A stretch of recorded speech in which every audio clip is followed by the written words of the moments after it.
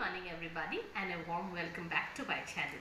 Today I'm again thinking about working on an Assamese cuisine or Assamese recipe, a fish curry, a typical fish curry made with omora, with what we call omora in Assamese, and it's actually hog plums in English.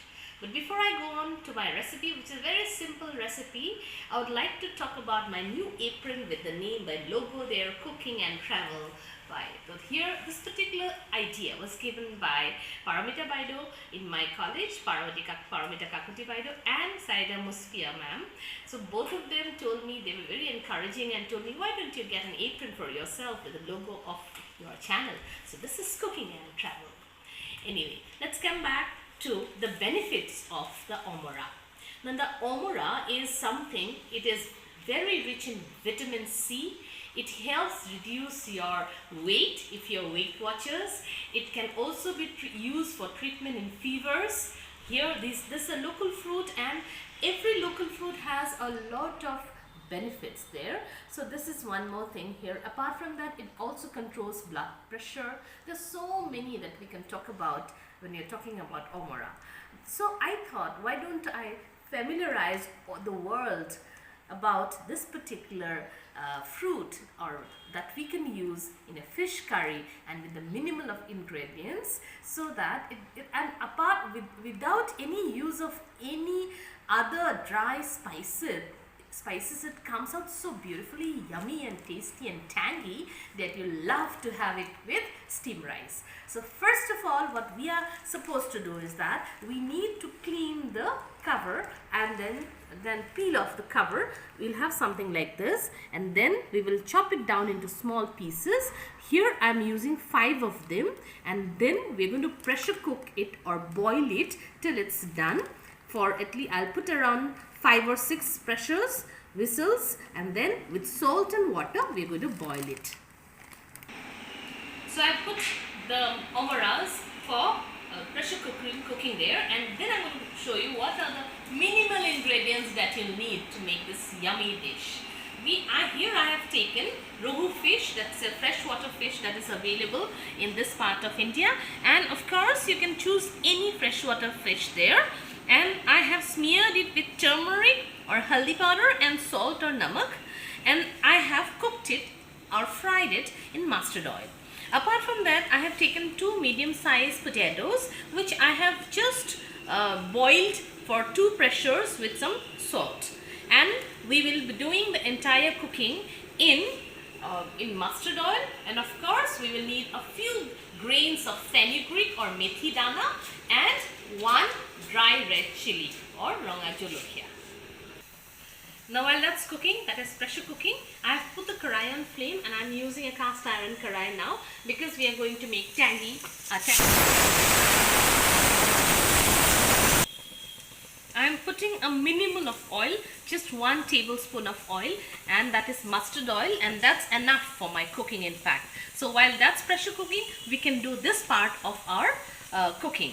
So what I'm going to do is that first of all, put in the dry red chili and a few grains of fenugreek. So that's done, and the fenugreek goes in. And here now I'm going to put in some haldi powder. Now it's important to realize that when we are talking about using it in a haldi, in a tangy dish, we need to put more of haldi, because it will really make it, the color of haldi will go. And we are now putting in the potato. We are breaking the potatoes and putting in, because I do not want any pieces of the potato.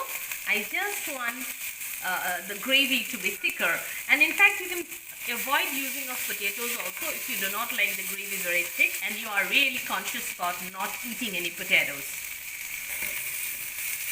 So now I'm going to fry the potatoes for some time while the pressure is out from the pressure cooker, and I can use my omora.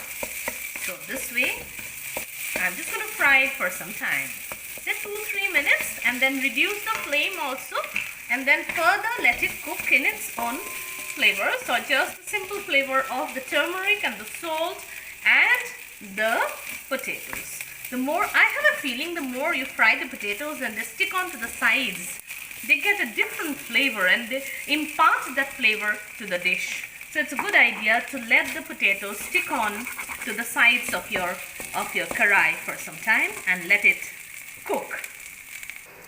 So now I'm going to put in the boiled amarat. Look at the way it has gone.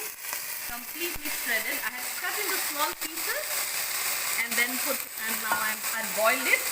Do not throw away the water in which you have boiled the amarat, because we want the water has all the vitamins and all the calcium that we are talking about when we are talking about the amarat. So we just fry it for 1 or 2 minutes and then immediately put in the water in which the amarat was cooked. Alright, so we have it. So let it get its first boil proper, and then we will put in our pieces of fish that has been fried. In some of the recipes I have seen that they do not fry the pieces of fish. I think it will have a different flavor altogether. But somehow in my house we like it a little fried somehow. Not too much fried, but just a little, just this way and that way, so that the flavors are, I guess, the burst once the pieces of fish are put in. They are fried, and that gives a different flavor. I guess that it's a different experience of tangy dish when we have the pieces of fish fried. So we'll put in, now it's the first boil is in, we'll just put in the pieces of fish there. I'm just using 3 pieces there, right? So this is the particular dish in which I have used 5 amarats or 5 hog plums and just 2 potatoes and 3 pieces of fish fried. So we'll just put in some more salt here. As you must have realized, I have not put any salt. The only salt was there when I cooked the potatoes. So a little salt there so that I can check for salt later on. And give it a nice stir and then let it go covered for some time. Cook for around 6 or 7 minutes till all the water has dried up. And then we'll come back and put the second batch of water, or the second cup of water in a way. So let me cover it and cook it for 6-7 minutes. This has been cooking on for almost 6-7 minutes now. See, the water has reduced and it's looking thicker.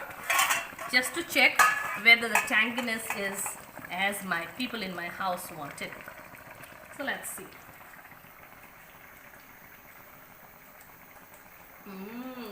It's tangy and it's nice. For once, without checking any salt. My salt is also perfect, but I want to reduce it further a little more and then add some hot water, steaming hot water, boiling hot water in a way, because I do not want the curry to be so thick. The curry has to be thinner because we are going to have it with steamed rice. Okay, so I'm putting in some boiling water. Right, I think almost 3 cups of boiling water there I have put in, and now I'll again cover it up and let it simmer for some time.